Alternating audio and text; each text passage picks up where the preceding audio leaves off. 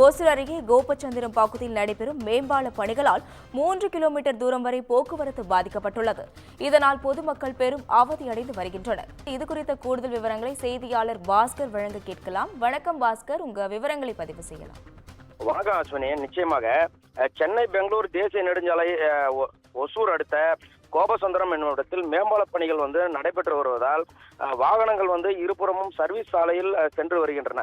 குறிப்பாக இன்று புனித வெள்ளியான இன்று அரசு விடுமுறை என்பதால் சனி ஞாயிறு என 3 நாட்கள் விடுமுறையொட்டி பெங்களூர் பகுதியில் இருந்து தமிழகத்துக்கு வரக்கூடிய வாகனங்களின் எண்ணிக்கை அதிகரித்துள்ளது.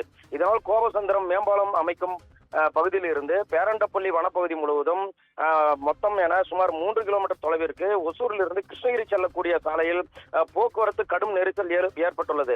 குறிப்பாக காலை முதலே போக்குவரத்து நெரிசல் காணப்படுவதால் வாகன ஓட்டிகள் சிரமத்துக்கு ஆளாகியுள்ளனர். மேலும் இந்த பகுதியில் இருந்து, அதாவது இங்கிருந்து செல்லும் உணவுப் பொருட்களான விலை பொருட்கள், அதாவது நெல் உள்ளிட்ட காய்கறிகள் வாகனங்களும் போக்குவரத்தில் சிக்கி, அதாவது கர்நாடகா பகுதிக்கு செல்ல முடியாத சூழ்நிலை ஏற்பட்டுள்ளது. அஸ்வினி, விவரங்களுக்கு நன்றி பாஸ்கர்.